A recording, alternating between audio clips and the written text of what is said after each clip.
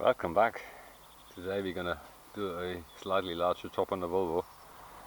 Unfortunately the car is so low I can't even get the jack underneath, so I had to park it on a block to get it up. So what we're gonna do today is shock absorber, drive shaft, brakes.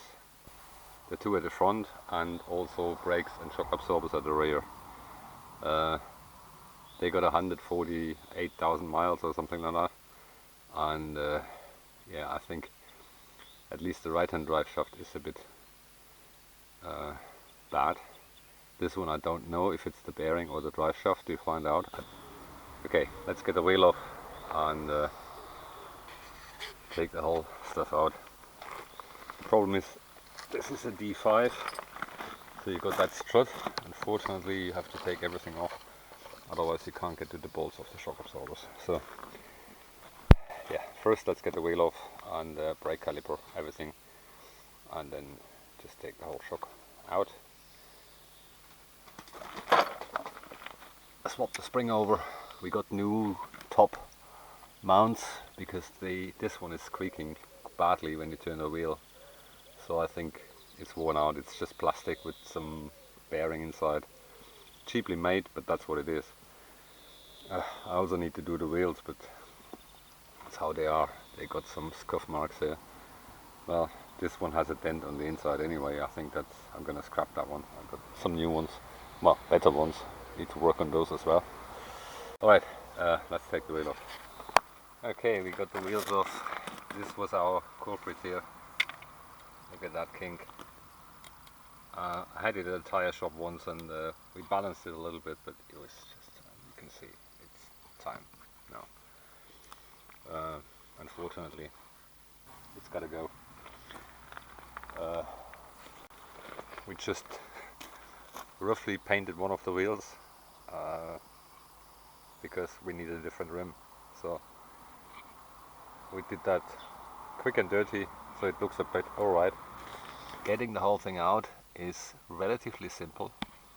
Like, take the brake caliper off and everything, and then take the stabilizer rod out, and the brakes I do as well. So yeah, they got the, hopefully are the right ones, but I measured them, they're 320. It's a large brakes, the largest brakes actually they do on this car, because it's the D5 180 horsepower engine. Okay, let's get started here. I think we start with the strut. Get that one off first. Alright, we'll come back when we have it off. It's simple. Just take the strut off, and then these three bolts are actually holding the top mounts as well, so we need to get that off. You need to get that off to get to the battery as well. It's just funny. Anyway, let's do that. Nothing to show, it's just wrenching. These sway bar hangers, they get stuck sometimes, so the whole thing is rotating. There is a hex in it, so if you use an Allen key and a spanner, you can get them out here. The center one, don't forget that one. It's a bit tough, I don't know why, but it's really tough. This one came out easy. The bottom one might be funny, and yeah, let's get this one off and see how far we get there. To get the brake calipers off, there's some plastic covers here. They need to get out, and there is a 7mm hex in it, and then you just pull the caliper pins, same at the bottom, and then you just pull the caliper pins and get the calipers off. Let me find the 7mm Allen key. Here we go. I didn't have a socket, so I had to use an Allen key with zillions of Allen sockets. I've got zillions of hex sockets, but apparently no 7mm. Come on. Before you put them in, clean them and also put a little bit of grease on them. Must be brake grease, so silicone based, because it's rubber inside. If you got uneven brake pad wear, which we have quite a bit here, it's usually stuck pins. So let's get the bottom one. They're quite tight actually. I don't know what the torque is. I think it's 25 Newton meters or so. Can't remember actually.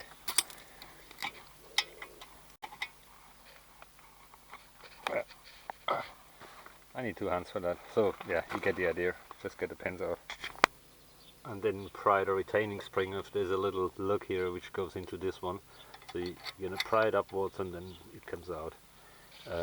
When you put it back together, make sure everything is a bit greased with copper grease. But this actually holds the brake pad. So now you should be able to get the calipers out. So here we got it off, and you can see he was rusty on the surface here, and that was probably causing the binding, because this one was always a little bit binding. The pads itself are not too bad, but we're going to replace them because we're going to replace the disc. They're really groovy. We can probably machine them because there is some life left, I think. If we are within spec, we're just going to machine them for the next round. I like to have new brake discs, or good brake discs, every time I do the pads. I need to find a way to support that brake caliper, because obviously we can't hang it on the strut because we take the strut out. That's one of our problems. Alright, yeah, it's pretty straightforward. You're gonna take the bottom nut out, and then you just pinch it out with a bolt joint remover. And also, once we got it out, we check the bolt joint, how it looks like. And then you take the caliper retainer off, which sits here. It's 2 15mm bolts. They're quite tight. I think they are 80 Newton meters or so, pretty tough. So we need to see if we can move this one. The brake disc is stuck, so we need a hammer. Get that off, gives us some room. It was quite stuck, but it needed a bit convincing. You can see with some corrosion here. Don't know how old these brake discs are, but they are. This is the ABS sensor. The plug is a bit of a pain to get it off. There's a little lug, and then you're gonna pull the plug, and that's it. So it's just a little, that retainer just needs to pull down, and then you can see it coming up. So now everything is, all is left is the bottom one, the drive shaft one, which we already have loose, and obviously the top ones, because I have a strut bar. The bolts look different. Normally they're just this style here, and we're going to replace this bearing as well because it's creaking somehow. So everything should be off so far. Let's see if we can get that off. I think it's either 19 or 21. They use different models, or they use different bolt size over the years. Right, let's get that drive shaft bolt out. This sits really tough, I don't know why. Normally they just come out.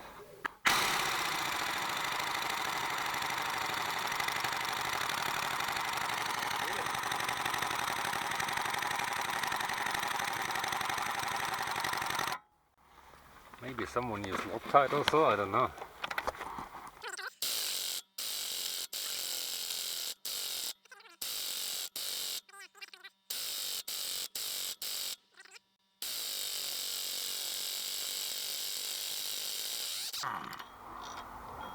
Why is this so tough here? There might have been some Loctite on it. They're one-time use. I think it's 22 Newton meters and then 90 degrees.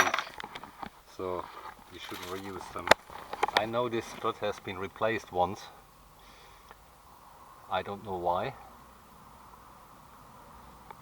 but there might be a reason for. And then fun starts here, but we do that off the car. Just give it a bit of WD-40 and a few blows with a hammer, and then it should come loose. Here you can hear the problem. It's that top bearing which is really sticky, and you can feel it when you drive it. It's just awful. It's a plastic bearing which sits at the top, and I don't know what's in it, and this moves so hard. It's really annoying. Okay, so we got this one out. Now we need to tackle the bottom one. Just use a normal water and puller, but at the bottom one you need a different one. It's this style here, and it's a bit hard to get it in, so I need 2 hands for that. Yeah, you can use a pickle fork, but you don't want to, because otherwise you damage the rubber boot. Okay, let me try to get it out.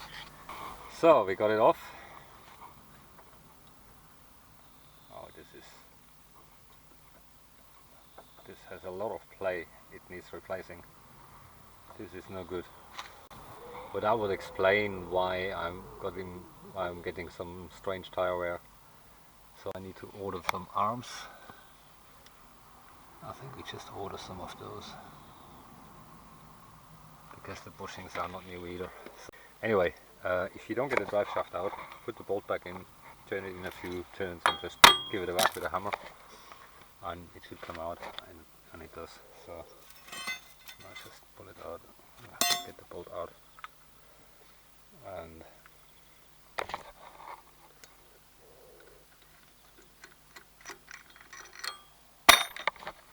then just wedge it out. Here it comes.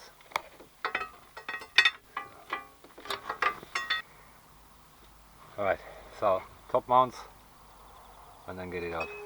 Ah, come on again. So we got the little bastard on. Look at the bellow, it was leaking as well. And here we have it out. The bearing looks okay, but it's got too much play here. I think it's dry. Feels like that. So that needs a new one. Okay, now let's go to the tire shop, get some new tires, and then we do the strut, drive shaft, order the bits we need, and do the other side. So we soaked it, hopefully it's gonna come out. Let's try the impact and see if it wants to move or not. Looks like it's gonna move. That's surprising.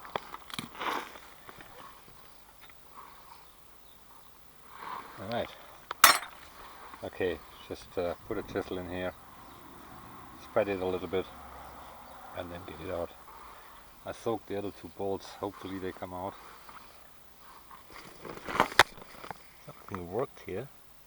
It looks like, look at that, it looks like the bolt, the drive shaft bolt was loose. It was weird, and it worked on the bearing here. Yeah, it definitely did something. God knows what they did here. But this is not right actually. Yeah, there was some movement. That's no good. Anyway, the bearing looks okay. It feels good. It's just the surface looks very worked on. I wonder what they did here. Anyway, we'll torque it to the right spec. We still need to get the drive shaft out. You need a pickle fork or something like that, and just go behind, because this got a snap ring which compresses when you pull it out. Sometimes you can just pull them, but this one won't go. Maybe it's a bit stuck. So it's now an hour later, and I got the bastard out. It's completely dry, and it was a real pain to get it out. there was no lubricant whatsoever, and so I left a few battle marks. What I did, I actually wedged the pickaxe down here, and then I used another wedge and I got it out. It's completely dry, no wonder it doesn't come out. Bastard. Well, the gearbox was bone dry. Apparently that was me with the wedge, but the seal looks good.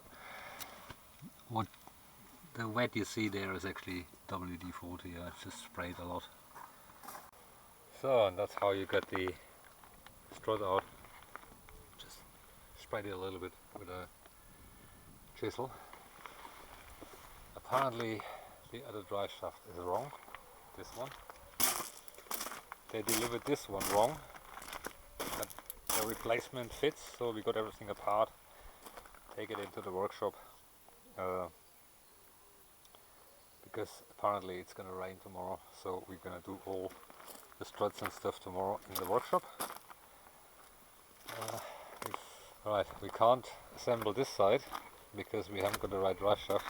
So I got some bellows. I can make some rubber boots. I can repair the other one eventually, but it shows quite a bit of wear on the. So this drive shaft here got the.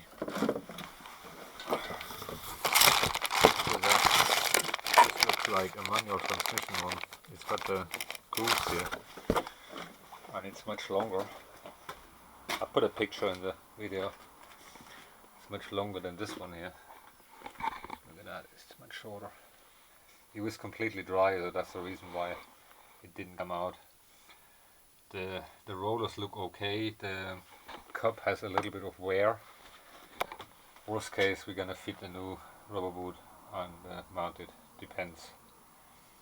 I got plenty of boots, so we just need to take the spider off, put a new boot on. But I'd love to have a new one because this is pretty worn. It's got a Volvo sticker on it, so it's original Volvo. Yeah, worst case we give it a clean and refit it. Alright, so yeah, we got the new strut bearings, and that's the camshaft seal, because we're going to do the lifters at some point. So yeah, this one looks good, even if it looks a bit different on this side. I measured it and everything seems to be the right dimension, sort of. We'll see if it fits. The bearing has a groove on this one. On the new one there is no groove, but the diameter and the width is the same, so it might fit.